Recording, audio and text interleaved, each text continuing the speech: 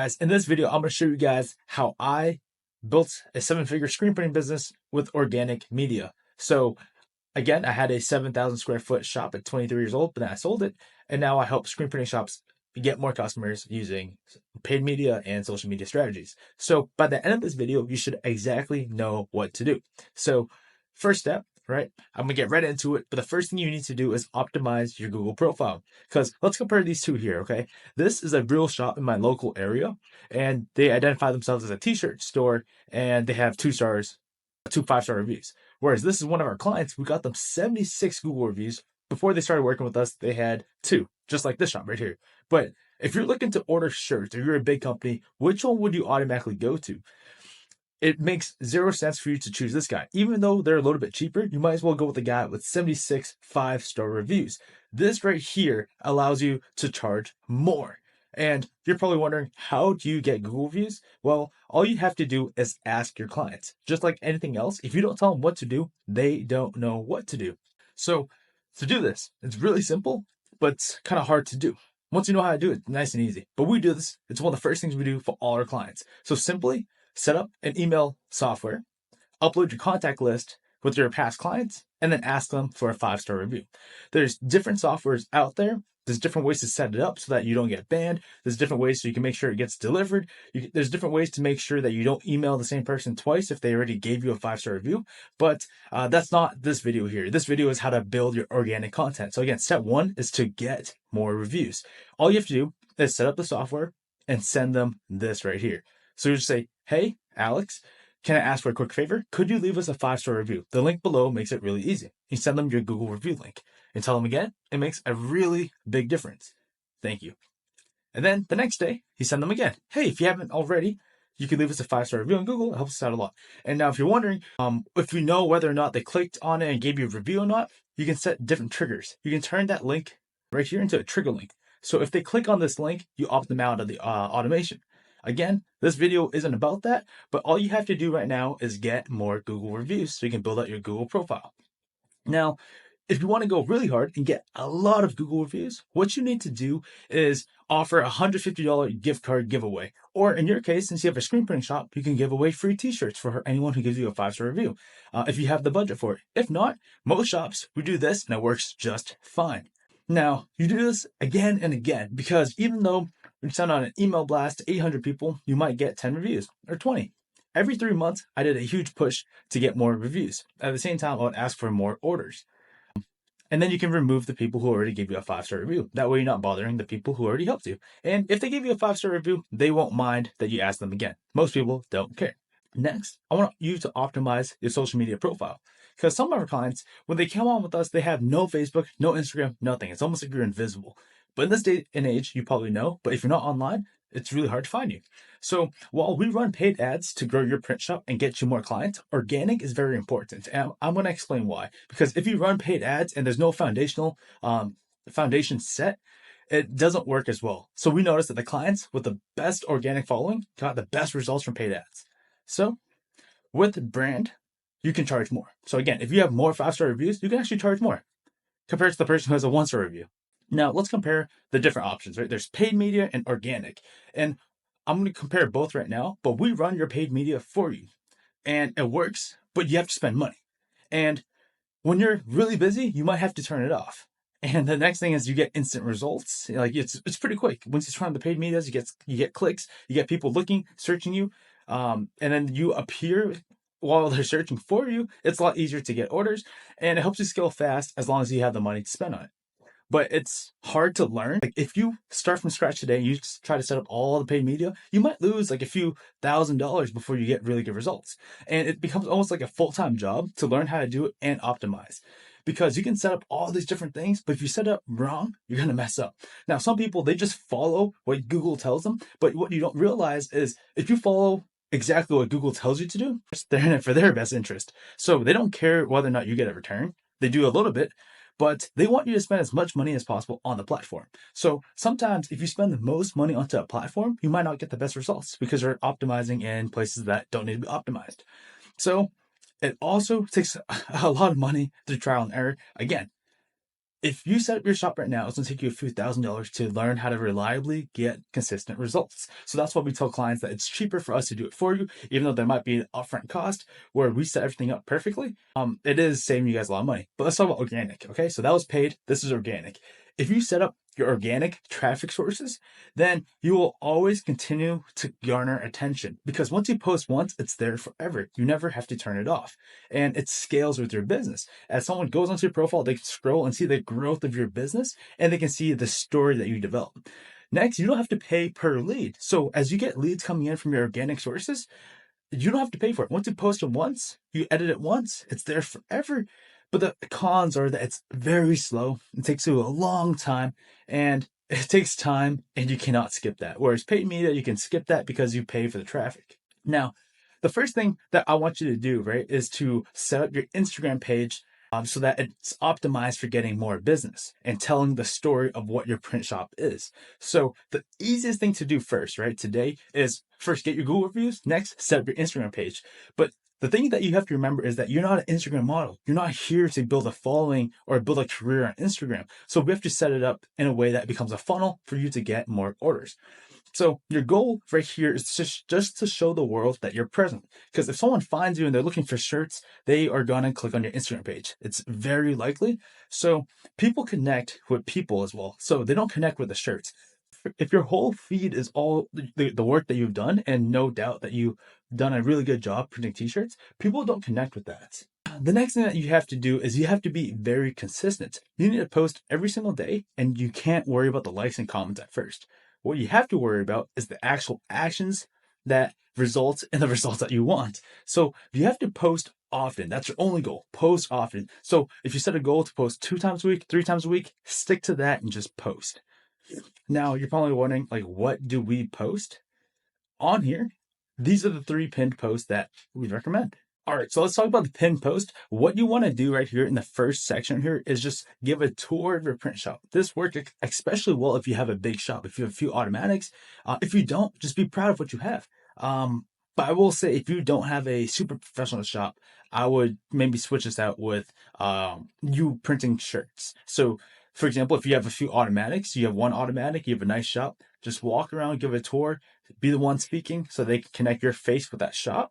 If you don't have a big shop, what you want to do is just record videos of your screen coming down and you're printing the shirt, and then the shirt comes out and shows, and like you see the result of your screen printing. The next thing you want to do is put a picture of you at your shop. So you in front of your equipment, you holding a t-shirt. And step 1 is the shop, right? So that would be a very visual thing. Step 2 is going to be more about your story. So this picture right here will be a picture of you in your shop. You explain why you got into t-shirt printing, why you love it, and what makes your business so special. And the next thing right here is, if you have a team, get a team photo, because people connect with people. And if they see that the people who are working with you are happy, they rather do business with you than someone who has a sweatshop, essentially. The next thing you have to do is post pictures of your recent jobs. I want you to post behind the scenes of you creating screens or anything that you're doing. But if you're burning screens for a certain job, tag that business, because that business will share that post. So if you're printing shirts for the local basketball team, show them that screen, show them the pictures, and tag them and have them share it, because these guys have huge followings. And then step number 3 is post anything that you're working on. While you're separating art, while you're doing anything, just take a picture of it and post it. Again, your only goal right now is to be consistent with the posting. The next part we want to focus on are the highlights. Up here, what you want to do is show them your top clients. If you printed for the NBA, NFL, Nike, Adidas, post that up here, as long as your NDAs allow it, because I know when I printed for certain companies, they didn't want us to post saying we're doing it. But anyways, the next little circle here, that'll be the highlights, would be your process. And so starting with the emulsion, from printing and setting up the screens, all that kind of stuff. And then step number 3 is just like behind the scenes, so they can connect with you some more and see what kind of personality you guys have, what kind of culture you guys have at your shop. Step number 3 is I want you to join all the local Facebook groups. Now, I'm going to show you how to work a Facebook group without being annoying. Now, every single city has a bunch of different local groups. So the local, so I live in a city in Boston, and there's a bunch of posts. I mean, there's a bunch of different groups that you can join. I joined all of them, and this is how I worked it, right? So step 1 is you join all the local groups, And step number two, you have to connect with people. So if there are people talking about the favorite restaurants, engage with them and start making connections that way, because people start remembering the names. Because a lot of people read the Facebook group, but not a lot of people comment. But the people who do comment over and over again, their name becomes really noticeable. And then step number three, I'm going to show you guys how to start discussions that directly show what you do without being annoying. What I mean is they'll know you're a screen printer, you make custom shirts, but you're not ever going to talk about it. So to start discussions, you have to be very creative. So this is what I did. If there was a new restaurant in town that just opened, I would order food from that restaurant. I'd put it on my press next to all the shirts with all my equipment in the background. I'll take a picture of that with the food and say, dude, this restaurant is great. Has anyone else tried this restaurant before? If you notice, I didn't mention anything about custom shirts, but anyone with a brain can see the background and know that we print shirts. Maybe not at first, but if you do this consistently, people will begin to associate you and custom t-shirts. So that's what I did. It was very subtle. Now, if you print for schools or teams, you can join those high school groups with all the parents and say, good luck to the students on the season opener. So if you print for the football team, that first Friday night is huge for the team. Post a thing of all the shirts that you printed for that group and say, good luck to the students this year. I'm really rooting for them. I can't wait to see the outcome tonight. Now, if you're into smoking or cannabis and you're inside smoking groups, right? Take a picture of you smoking while you're printing shirts and ask, what is everyone up to tonight? And don't mention anything about you or don't ask for a single order. All you have to do is see what everyone else is up to. And this is what you're up to. Shirts, you're printing shirts and you're smoking. Now, last example, if you're into guns and shooting, post a picture with your new pistol or your new AR or your new attachment with all your screen printing equipment in the background. Naturally, anybody who begins to associate the two, whenever they need shirts, they're going to think about you. Now, again, don't ask for orders or any new business. That becomes annoying. But it has to seem like you're genuinely trying to spark conversations. Now, eventually, you'll be associated with you and custom t-shirts. And that is the next step. Once you have the ball rolling, you have to start building and focusing on answering this question. You plus t-shirts. Now, if you want to build a brand and become the go-to print shop, how would you describe your brand? Like right now, how would you describe yourself? If you have trouble with that, I'm here to help you guys. I want you to build out what I call your attractive character. So people like to do business with people who are similar to them. People like people who are similar to them. So who are you similar to? For example, we'll go into that in a second, but at the end of the day, you need to answer, you are custom shirts plus blank. Say your custom shirts plus dads. Again, we're going to that in a second. But the reason behind this is because you are one of the print shops in a sea of thousands of print shops. So that you can stand out in a big fish among the other fish in the seas, you're going to have to differentiate yourself through a trait, a specialty, or outside interest that has nothing to do with t-shirts on its surface. Now, phase one, this is going to be a 3-phase process, but phase one is for you to define you and blank that goes along with your identity as a screen printing shop. And then you'll build your core position around it. So what I mean by that is, what do you want to be known as? So this is, again, phase one. It's your core identity, shirts plus blank. So example, if you want to be a luxury screen printing shop, you can say that, but then you can also brand yourself as cooking. If you love cooking, maybe you can post a bunch of food pictures. So when people see you, they'll also think of cooking. When they think of cooking, they also think of printing shirts. Next, if you're a really big family guy, you're really into family events, post pictures with your family and the shirts. If you're a custom shirt guy and you're a dad, other dads will do business with you. Now, if you want to brand yourself as speed, you're really, really fast, your whole brand has to be associated with that. So again, answer that question of the blank. For me, I feel like I was known as custom shirts plus media. Everything I did was on social media. When I had my shop from the age of 16 to 22, everything I did, I posted on social media. So again, once you identify your core identity and what you want to brand yourself as, phase two is consistently posting. So if you're going to be consistently posting content, where are you going to be posting? You have to identify this now. Say if you want to post on LinkedIn or Facebook, you have to adjust your post accordingly. But first, you have to figure out who you are and your core identity. And then you have to make consistent content that reinforces that identity. So again, if you want to be known for speed, you have to post that this order came in yesterday, it's shipped out tomorrow. Now, then once you figure out your core identity, you have to optimize for each platform. So for example, Instagram, you want great photos and videos. TikTok, you want engaging short form content. On Facebook, you want to post your photos and you can write longer words. On LinkedIn, you can write reflections about your business. You can say, like, 10 years ago, I started the screen printing business. This is what I had. Today, we have this. And then the next one, you can be about you hiring. Next one, you can be like, oh, I just printed for Adidas, Nike. Can't believe how far we've gone. And then you post all about that. Now, phase one was identifying your core identity. So shirts plus blank. Phase two is building out consistent content. So figuring out what platform you want and how to consistently post on that platform. Now, phase three is shouting it from the mountaintop. You want everyone to know about you and your print shop. So people usually complain that another print shop is getting the leads and the jobs that they want. Why aren't they getting those leads? Well, either they've been grandfathered in, they got old contracts, and you can't really do anything about that. So this is how you're going to compete. Now, that other shop that prints it for Nike or a big team once, they post about it again and again. That's all they talk about. When you ask them about their notable clients, immediately they'll say Nike or Adidas or the NFL. So I want you to think that while most shops are afraid, or you might think that there's something noble about being quiet and humble, the truth is the more people who know about you and what you have to offer, then the better. Once you figure out your core identity, you have to understand what your content needs to be, and then you need to post about it consistently. And lastly, you have to shout it from the mountaintops. Then the brand that you've created becomes it's supposed to be indestructible foundation.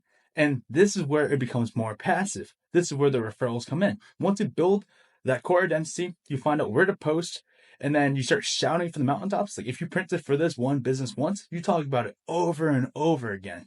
Next, and once you post all this stuff out there, it becomes to do the work for you. Every time you get a new lead that wants to print shirts, they're going to click on your profile and just look at what you have. If you have nothing, it's going to be hard for them to be convinced to pay you more.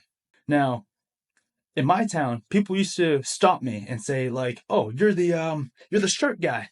And that's because I always posted on social media about shirts. And you're probably just like this too. Right? Because more often than not, people recognize me from the Instagram post. Again, I used to post every single day. There's a story every single day. There's a new post every single day. This was the main priority. This is where I got most of my business because I couldn't afford paid media. Again, right? People connect with people. They don't connect with shirts. So share your face as often as possible. Tell your story as often as possible. It might be uncomfortable at first, but you have to get used to it. Everything is uncomfortable at first. But once your foundation is set, now you can pour gas on the fire and run profitable ads. Because we find that the shops that don't have this in place right away, your ads may be profitable, but not at max potential. So once we have this foundation in place, you have some sort of brand. Once we run ads, you start getting a ton of traffic, but you have to do this first. And if you don't have this in place, it becomes very difficult. But this is how you build a brand, step by step. And if you have any questions, just comment down below. And this right here, again, step by step, exactly what you have to do. So as a recap, to give you homework, get those Google reviews, build out your core identity, and post on your social media. And those three things alone will give you the foundation to get more leads on autopilot. And then once we run your ads for you and we automate your sales system, that's where you begin to scale. All right, talk to you guys soon.